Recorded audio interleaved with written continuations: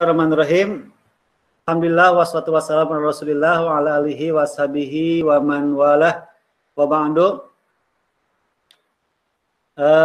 Mohon maaf dari tadi saya ngomong terus, ternyata mic-nya belum dipencet. Ya, khair insyaallah.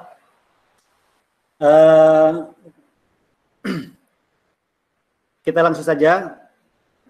Ayat-ayat tentang Al-Mizan. Sebagaimana tadi saya sebutkan, yaitu terdapat dalam surat Ar-Rahman, di mana Allah SWT berfirman,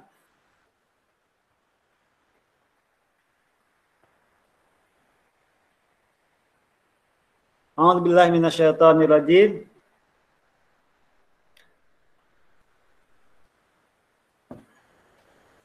Was-samaa'a rafa'aha wa wada'al mizan. Dan langit telah ditinggikannya dan dia menciptakan keseimbangan. Alla tatghaw fil mizan. Agar kamu jangan merusak keseimbangan tersebut. Wa aqimul wazna, dan tegakkanlah keseimbangan itu. Wala tukhsirul mizan, dan janganlah kalian mengurangi keseimbangan tersebut. Dalam 3 ayat ini Allah menyebutkan secara berulang-ulang kata al-mizan sebanyak 3 kali, ya, bahkan ditambah satu kata al-waznu, ya. Boleh dikatakan sebanyak 4 kali Allah menyebutkan kata al-mizan. Dalam ayat ini Allah menegaskan bahwa Allah menciptakan langit. Sebagaimana kita lihat langit yang begitu tinggi dan begitu kokoh. Dan Allah menciptakan al-mizan, ya, keseimbangan yang menjadikan alam semesta ini bisa berjalan secara teratur, ya, secara rapih, secara normal gitu ya. Tidak ada yang tidak ada yang tidak rapi gitu keberadaan dari alam semesta ini. Ya, keserasian, keselarasan, keseimbangan alam semesta ini kemudian harus menjadi pelajaran bagi kita bahwa berjalannya alam semesta ini secara secara baik, secara normal gitu ya. Ya, matahari terbit dengan waktunya, sesuai waktunya, langit-langit benda-benda langit berputar sesuai rotasi dan porosnya gitu ya. Kemudian alam semesta, para hewan, para ekologi dan sebagainya itu berlangsung secara alamiah dan berjalan secara rapi. Itu karena Allah SWT telah meletakkannya sesuai dengan timbangannya. Makanya ketika Allah menyebutkan mengangkat langit, kemudian meletakkan keseimbangannya. Maka kita belajar dari keseimbangan alam ini, Allah kemudian melarang atau mengingatkan kepada kita agar jangan merusak keseimbangan ini. Allah tatghaw fil mizan. Maka sebagai kehidupan manusia, sebagai manusia yang memiliki kehidupan, ya, yang terkadang memiliki kehendak pribadi, kehendak manusiawi, ya, yang tentunya tidak selamanya, ya, kehendak manusiawi yang didorong oleh nafsu, didorong oleh keinginan hawa, gitu ya. Sesuai dengan mizan alam semesta ini. Maka Allah Subhanahu wa taala menegaskan dan mengingatkan kepada kita agar jangan sekali-kali merusak, ya. Di sini disebutkan alla tatghaw, ya. At-tagha itu melampaui batas. Jangan sekali-kali kalian melampaui batas sehingga merusak keseimbangan tersebut. Atau sebaliknya, tetapi waqimul wazna, ya, tetapi tegakkanlah keseimbangan itu. bil qisti dengan adil. Wala tukhsirul mizan, dan jangan mengurangi timbangan atau mengurangi keseimbangan itu. Jadi kita dilarang untuk melebihi, melampaui batas keseimbangan, dilarang juga untuk mengurangi keseimbangan itu. Karena otomatis ketika dilebihi, maka hilanglah keseimbangan, demikian pula ketika dikurangin juga akan mengurangi dan menghilangkan keseimbangan. Para ibu, para bapak sekalian, keseimbangan ini adalah satu prinsip ya yang Allah ciptakan sebagai bagian dari hukum alam, sebagai bagian dari sunnatullah, wala tabdila li sunnatillah, dan tidak ada yang bisa merubah sunnatullah. Ketika keseimbangan ini dilanggar, otomatis akan terjadi kerusakan. Ketika keseimbangan yang sudah Allah jadikan sebagai prinsip kehidupan ini dilanggar, apakah dengan cara melampaui batas atau dengan cara mengurangi, maka kita akan menghadapi dengan kerusakan. Maka bisa jadi apa yang kita alami hari ini, bagaimanapun wabah COVID-19 ini adalah bagian dari tanda-tanda kerusakan. Bagian dari tanda-tanda hilangnya keseimbangan. Dan bisa jadi keseimbangan yang hilang ini diakibatkan oleh ulah kita sebagai manusia. Oleh karena itu, dalam kesempatan yang Allah berikan kepada kita, yaitu kita berada di bulan Ramadan, kita berada dalam kondisi stay at home, ya, di rumah aja, ya, banyak waktu yang mungkin lebih luang dibandingkan ketika kita harus beraktivitas di luar rumah. Maka alangkah baiknya kita kemudian merenungi, ya, keseimbangan apa yang sedang dilanggar oleh kita secara pribadi, keseimbangan apa yang sekarang sedang terjadi atau yang sedang dilanggar oleh masyarakat kita, oleh negara kita, oleh kemanusiaan secara keseluruhan. Ya. Sehingga sangat baik bagi kita untuk kemudian merenungi dan mentadaburi kalimat atau makna al-mizan dalam ayat ini.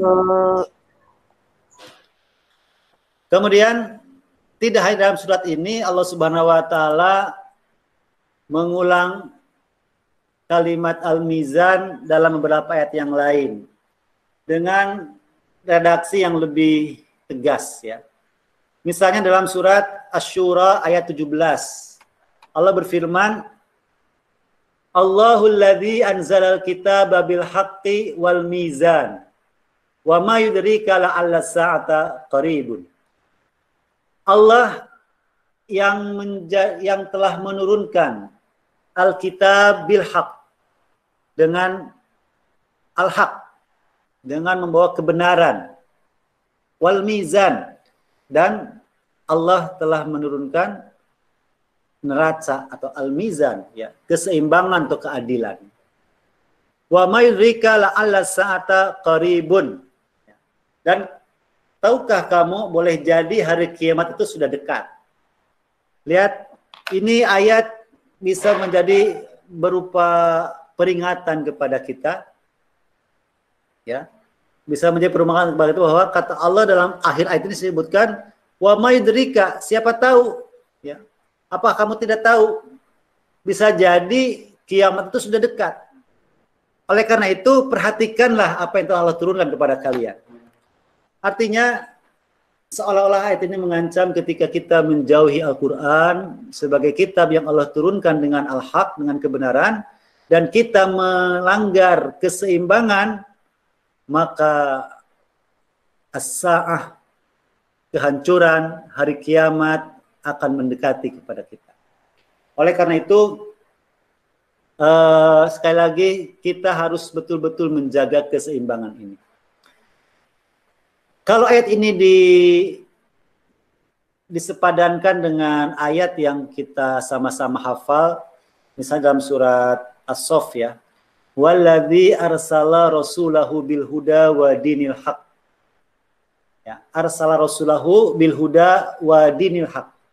Di situ ada 3 tahapan ya. Allah mengutus Rasul bil huda dengan Al-Quran wa dinil haq, dan agama yang benar. Maka dalam ayat ini Allah menyebutkan Allah lah yang menurunkan Alkitab bil haq wal mizan. Seolah-olah saya ingin menyandingkan bahwa al-mizan di sini adalah al-Islam. Ya. Al-mizan itu kan timbangan ya, di mana alat untuk mengukur al-haq, untuk mengukur satu satu urusan itu apakah benar atau salah, apakah lurus atau tidak, ya, apakah layak dilakukan atau tidak misalnya. Maka al-Islam inilah sebagai mizan, sebagai timbangan. Ya, ketika kita ingin mencari atau memutuskan satu perkara, maka kembalilah kepada Islam sebagai mizan, sebagai timbangannya. Ya, karena itulah Allah Subhanahu wa taala menurunkan al-mizan itu bersama dengan Alkitab. Ya. Atau bisa dipahami al-mizan ini adalah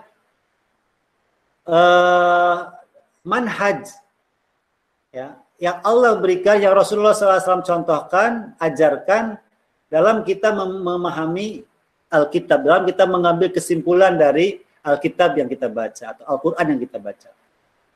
Ya.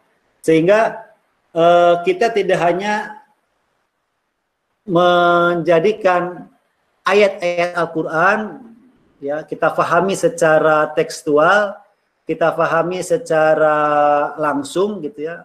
Kemudian kita ambil kesimpulan tanpa kemudian kita mempertimbangkan keseimbangan yang Allah juga ajarkan dan Rasulullah SAW. Ikhwanakumullah, dalam ayat lain dalam surat Al-Hadid ayat 25 Allah Subhanahu wa taala juga berfirman mengenai al-mizan ini. Di mana Allah Subhanahu wa taala berfirman, a'udzubillahi minasyaitonirrajim. Laqad arsalna rusulana bil bayyinat wa anzalna ma'ahumul kitaba wal mizana liyaquman nasu bil qisti. Wa anzalna al-hadida fihi ba'sun syadidun wa manafi'u lin-nas wa liya'lamallahu may yansuruhu wa rusulahu bil ghaib. Innallaha qawiyyun aziz. Laqad arsalna rusulana, sungguh kami telah mengutus utusan-utusan kami, para rasul, ya, sejak rasul pertama sampai rasul terakhir, bil bayinat, dengan berbagai macam bukti-bukti, ya, mukjizat dan demi mukjizat. Wa anzalna ma'ahumul kitaba, dan kami turunkan bersama mereka al-kitaba, kitab. Wal mizan, dan al-mizan, neraca atau keadilan. Untuk apa? Liyaquman nasu bil qist. Liyaquman nasu bil qist.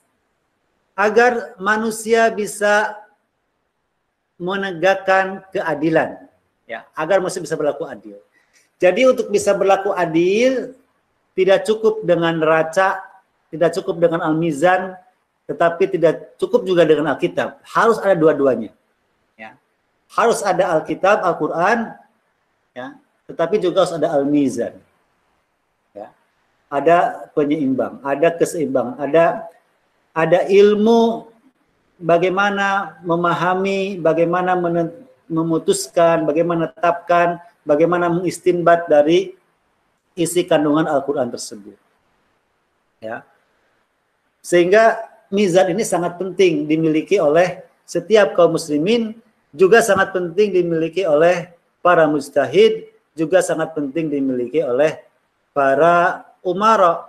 Ya, karena dalam ayat ini diselanjutkan wa anzalnal hadida fihi ba'sun sadidun wa manafi'u linnas. Dan kami turunkan juga di dalamnya al-hadid, ya, besi.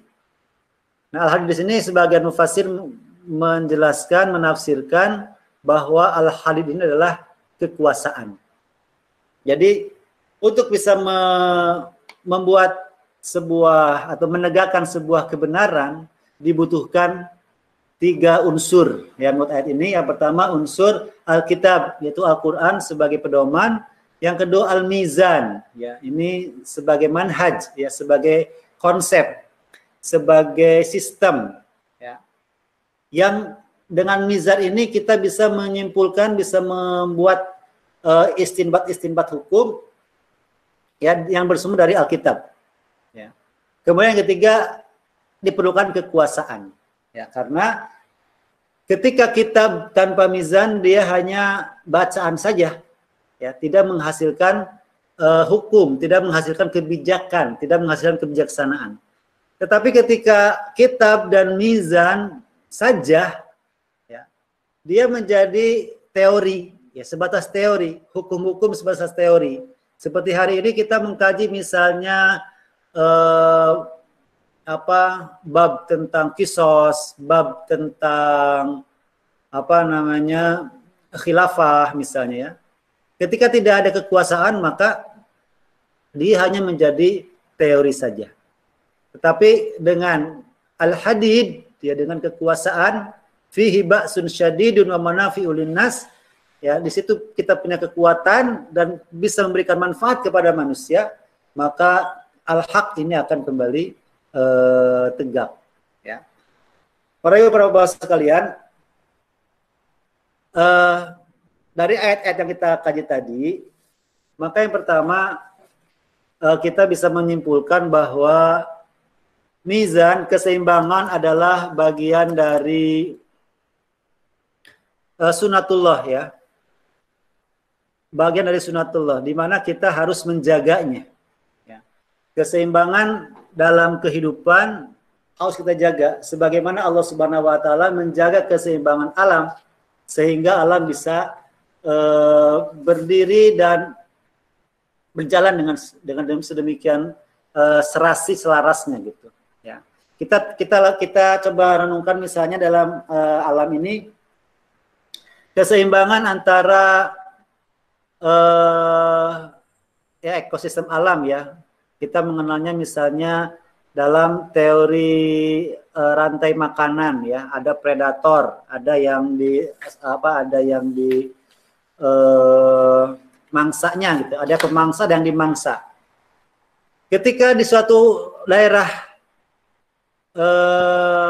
pemangsanya, misalnya burung-burung elang, burung-burung hantu ya pada diburu, maka kemudian yang terjadi adalah hama tikus menyerang sawah. Nah, di situ keseimbangan dilanggar oleh manusia, sehingga hasilnya akibatnya adalah banyaknya hama tikus karena predator tikus tidak ada. Ya, itu salah satu contoh misalnya. Ketika keseimbangan dilanggar, maka ada kerusakan yang terjadi. Ya. Nah, kondisi COVID sekarang bisa jadi, dan ini secara statistik ya, ternyata yang banyak terserang oleh COVID ini justru di kota-kota besar, di negara-negara maju. Ya. Ini menunjukkan bahwa ada ketidakseimbangan ya yang terjadi di kota-kota besar, ada ketidakseimbangan yang terjadi di negara-negara maju yang menyebabkan mudahnya mereka tersebar atau terserang oleh wabah ini. Nah, kemudian yang kedua, kehidupan manusia ini harus seimbang ya. Jadi harus menjaga keseimbangan dalam kehidupan manusia sebagai kita masyarakat manusia, harus kita jaga keseimbangan. Keseimbangan dalam hal apa? Keseimbangan ini tidak harus sama rata ya. Keseimbangan ini tidak harus sama besar. Kenapa? Karena kalau kita melihat mizan ya sebagai atau takaran ya atau neraca ya atau timbangan, terutama kalau timbangan yang timbangan duduk ya, kalau kayak zaman dulu gitu, di situ ada istilahnya ada batu apa, ada batu kilo kalau saya menyebutnya ya, ada apa, takaran ya, ada ukuran kilonya gitu.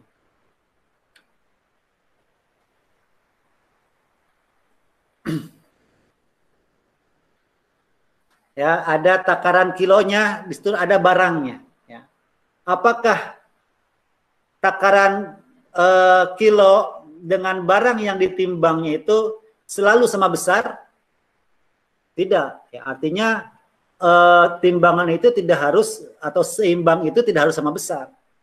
Makanya ketika misalnya dalam ilmu waris, ada keseimbangan yang Allah ajarkan kepada kita, bahwa lidzakari mithlu hadzil unthayain. Bagi seorang laki-laki 2 bagian perempuan. Secara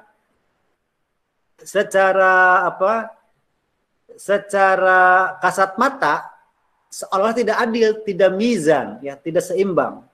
Tetapi dalam mizan Allah Subhanahu wa taala justru itu yang seimbang. Ya.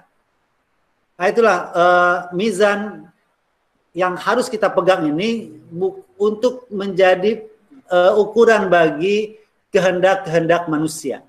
Ya, karena manusia ini seperti dalam surat kemarin dalam pertemuan saya sebelumnya tentang al-amanah, manusia ini memiliki sifat doluman jahula, ya. Doluman sangat zolim, jahula sangat bodoh.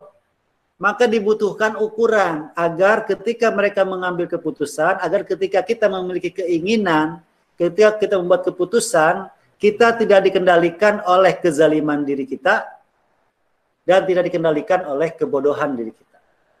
Maka dibutuhkan mizan.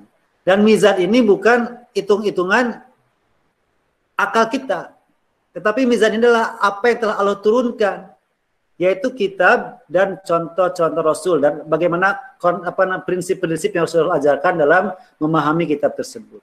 Ya. Sehingga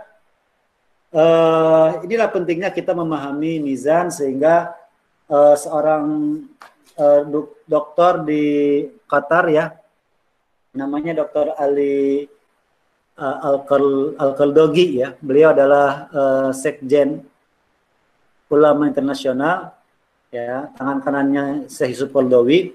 Beliau menulis sebuah kitab Fiqhul Mizan, ya.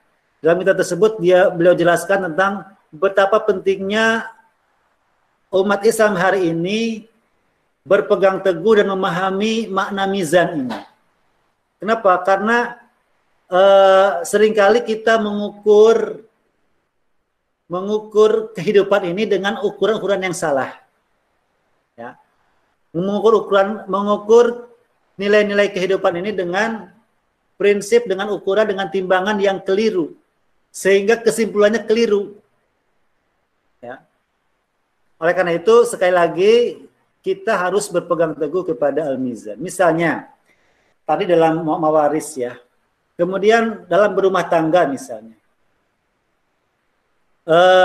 di mana Allah Subhanahu wa taala menyebutkan ar-rijalu qawwamuna 'alan nisa. Sementara yang artinya bahwa laki-laki itu adalah pemimpin bagi perempuan. Sementara sekarang dunia barat mengkampanyekan tentang kesetaraan gender, misalnya. Sehingga para wanita merasa diangkat derajatnya oleh filosofi, oleh konsep emansipasi, konsep kesetaraan gender tersebut. Ya, sehingga banyak di antara kaum muslimin yang kemudian meninggalkan timbangan Islam, ya. Banyak para muslimah yang kemudian meninggalkan timbangan Islam, mizan Islam, ya, dan kemudian mengambil mizan barat, sehingga mereka merasa harus sama kedudukan dengan laki-laki. Kemudian mereka menuntut warisan agar disamakan, gitu ya, misalnya. Mereka menuntut agar mereka juga diberikan kesempatan bekerja sebagaimana laki-laki. Akhirnya apa yang terjadi? Yang terjadi adalah ya, para perempuan menjadi para pekerja, mereka meninggalkan rumah, ya. Para suami juga bekerja, ibu bekerja, anak di rumah tidak terurus, keluarga di rumah menjadi hanya tempat persinggahan yang kemudian rumah tangga menjadi tidak sesuai dengan maksud dari syariat rumah tangga itu sendiri. Ya. Ini ketika keseimbangan dilanggar, maka terjadilah efek samping yang sangat besar. Kemudian dalam hal pendidikan misalnya, Allah Subhanahu wa taala telah memberikan mizannya dalam Al-Qur'an, di mana dalam surat Al-Jumu'ah misalnya, alladzi ba'atsa fil ummina rasulan minhum yatlu 'alaihim ayatihi wa yuzakkihim wa yu'allimuhumul kitaba wal hikmah wa in kanu min qablu fi dhalalin mubin. Ayat ini menjelaskan dan beberapa ayat yang lain menjelaskan bahwa tujuan Rasul diutus ke muka bumi ini untuk mendidik manusia.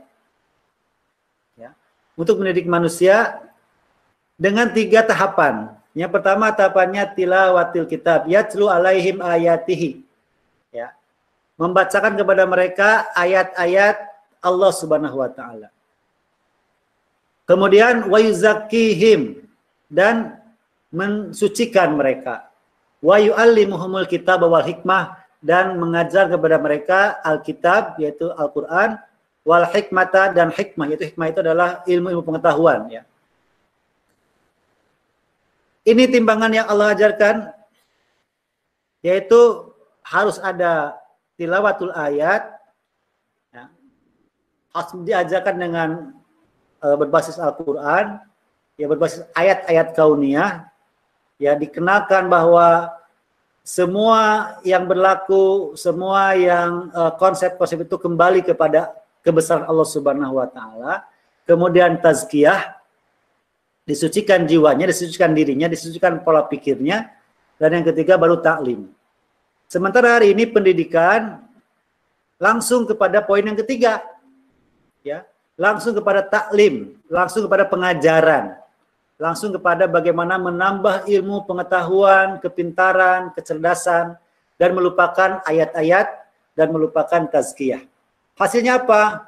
Hasilnya alhamdulillah mereka pintar-pintar, ya, anak-anak kita pintar-pintar, ya, teori-teori paham, bahkan bisa membuat berbagai macam kemajuan setelah teknologi. Tetapi teknologi tersebut bukan mendatangkan manfaat, malah mendatangkan madorot. Ya, hari ini kita banyak ternyata generasi anak-anak muda yang sukses secara ekonomi, tetapi tumpul dalam sisi keimanannya, tumpul sisi keadilannya, gitu ya. Sehingga bagi mereka yang penting usahanya untung, yang penting perusahaannya maju, nah, tidak penting keadilan sosial yang mereka pikirkan, gitu. Nah, oleh karena itu kembali lagi bagi kita sebagai kaum muslimin, sebagai pribadi-pribadi, untuk kembali kepada keseimbangan. Ya, untuk kembali kepada al-mizan yang telah Allah ajarkan. Ya, para bapak, para ibu sekalian, Ramadan yang sedang kita jalani ini mengajarkan kepada kita untuk kembali kepada keseimbangan. Ya, seolah-olah Allah mewajibkan saum di bulan Ramadan ini untuk menjaga keseimbangan. Ya, karena ternyata dalam ayat saum ini Allah berfirman, ya ayyuhalladzina amanu kutiba alaikumusyamu kama kutiba alal ladzina min qablikum. Ya, saum ini diwajibkan bukan hanya kepada kita saja, tapi kepada semua umat sebelum kita. Ini artinya apa? Artinya ada tujuan fitri, gitu ya, tujuan yang fitrah dari saum ini. Apa tujuannya? Adalah untuk menjaga keseimbangan, di mana kita setahun penuh, ya, memberikan tugas kepada perut untuk bekerja, ya, bahkan bagi sebagian orang bekerja siang malam, ya, bagi orang yang biasa makan sebelum tidur, ya, ketika kita istirahat bahkan perut tidak istirahat, terus, ya, bekerja. Maka dengan saum Allah berikan keseimbangan kepada perut untuk istirahat. Ya, agar dalam satu tahun, ya, ada 1 bulan di mana apa namanya, alat-alat pencernaan kita bisa istirahat sehingga bisa lebih seimbang lagi dalam bulan-bulan selanjutnya. Ya. Kemudian di bulan Ramadan Allah Subhanahu wa taala berikan keistimewaan, ya, misalnya dengan pahala yang begitu melimpah, ya, kemudahan untuk beramal soleh, ya. Kalau di hari biasa kita membaca Quran 1 juz itu berat banget, ya. Di bulan Ramadan dengan izin Allah Subhanahu wa taala berikan kemudahan untuk itu. Ini juga mungkin salah satu hikmahnya adalah merupakan keseimbangan dari Allah Subhanahu wa taala, ya, agar 11 bulan di mana kita pahala kita sangat sedikit karena kita sibuk dengan kehidupan urusan duniawi, maka selama Ramadan, dalam bulan Ramadan ini Allah berikan waktu agar kita seimbang, ya, sehingga pahala kita bisa terisi penuh, ya, selama kalau dalam hitungan setahun gitu. Demikian juga kalau menganut teori bahwa wabah ini adalah satu yang sifatnya alami, ya, bagian dari cara Allah Subhanahu wa taala menjaga keseimbangan alam, bisa jadi Allah memberikan wabah ini agar manusia beristirahat, agar pabrik-pabrik yang memproduksi polusi, ya, memproduksi berbagai macam limbah itu beristirahat sehingga alam bisa menyegarkan dirinya. Alam bisa melakukan permajaan, dan terbukti diberitakan, ya, bahwa lapisan ozon yang sempat bolong, ya, di Antartika, ya, terlihat secara ilmiah ada penutup kembali misalnya, atau kemudian ada es di kutub itu kembali membeku gitu karena ada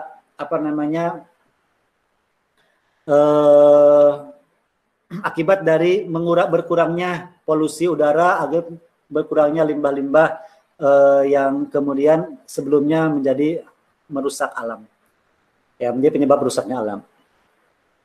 Para bapak ibu sekalian, oleh karena itu sekali lagi ini membuktikan bahwa mizan ini perlu menjadi perhatian kita, ya, dalam segala hal.